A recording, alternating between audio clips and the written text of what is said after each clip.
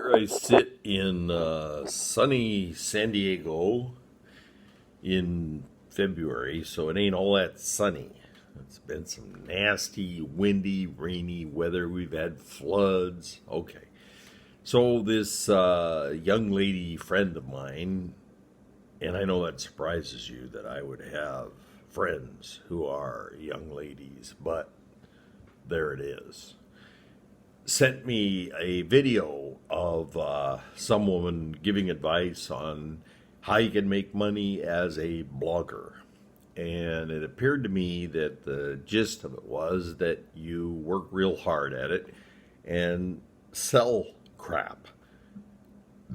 And I have done this blogging thing here called the Hot Tub Curmudgeon, and I haven't got any interest in selling crap. I did sell a law practice management application that I wrote and was very proud of, and I knew that lawyers needed something like it, and I knew that mine was the best that was out there, so that was quite easy to sell. But, I don't want to sell you a car. I don't want to sell you ED medicine. Okay, but it occurred to me, I do have something to sell, and that is my old guy advice. Now, in the state of Washington is something called the Consumer Protection Act, and it allows for treble damages. That's triple damages in the event of unfair or deceptive practices. Okay. So the first time this came up was that I bought a cell phone. And the deal was that I could get, like, I don't know, the cell phone was damn near free if I jumped through all the hoops. So the first hoop that I discovered was that I had to hold on to this dang thing for 5 months. All right, that made some sense. Okay, but I didn't know that until I bought the thing. Okay, so 5 months go by, and I send in the application for the money. And they send it back and said, "You didn't sign it." Well, what does it matter whether I signed it or not? I mean, they got the evidence I bought the dang phone. All right, so I signed it and I sent it back. And I wait a long time, and pretty soon they write back and they said, "Well, you have to apply between 5 months after you buy the phone and something like 5.5 months after. And we got your signed application past the 5.5 month period. So you are SOL." And for you Episcopalians, that's you're sure out of luck. Oh, that made me mad. So I looked on the internet, and you know what? There were a ton of people out there complaining about this particular company cheating people. And the cell phone provider was T-Mobile. So I sued under this Consumer Protection Act for 3 times the value of what I was supposed to be getting as a refund, because I said, you let these guys sign up dupes like me to get cell phone service, and you knew that they were scalawags.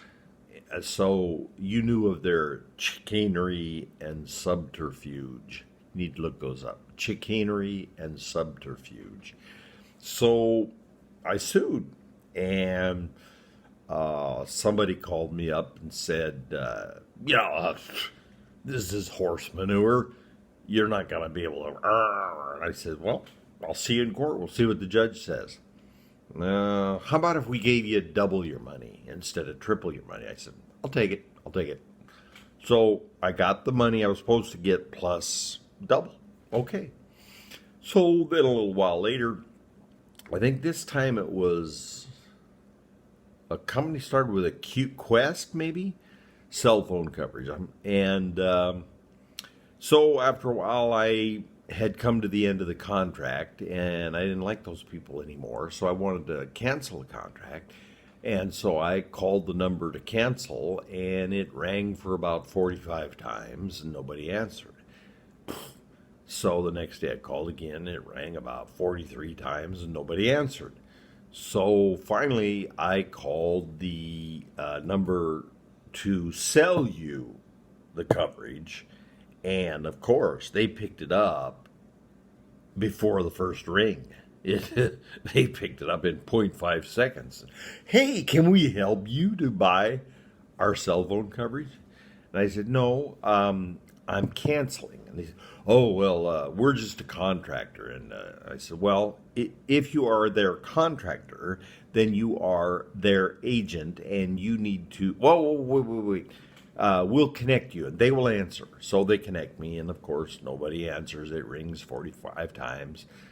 So I called back and I said, you are their contractor, you are their agent, you are to communicate to them on my behalf that I'm done with them. So I stopped paying that bill, and after, I don't know, a month and a half, they said, you know what, we're going to cut off your home service. And this is back in the day when people had landlines. Does anybody remember what those were? Anyway, I had a landline, and they said, we're going to cut that off if you don't pay. So I paid it under protest, and I sued. And then one of their representatives, who was not a lawyer, nice lady, calls me up and says, well, you know, this is horse poop, and you're not going to get anything. And I says, well, you know what? I've done this before, and I've heard it all before, and so you're going to spend money on your lawyer, and your lawyer's going to call me, and then you're going to offer me double. So why don't we just do that right now? Okay.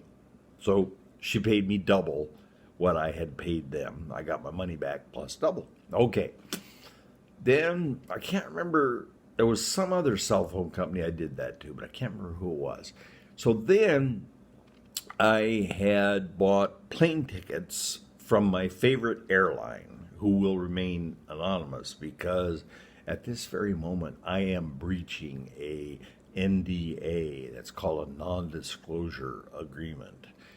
Anyway, I bought tickets, and then I see in the news that this company had fallen behind on their fatigue testing. Now, anytime that you work metal back and forth, which happens quite a bit on an airplane if you can imagine, the metal becomes fatigued. In fact, there's a company in Tukwila, Washington, that's something like Fatigue Technologies. And I thought, you know, I'm going to stop in there and take a nap. And then Donna says, no, they test metals.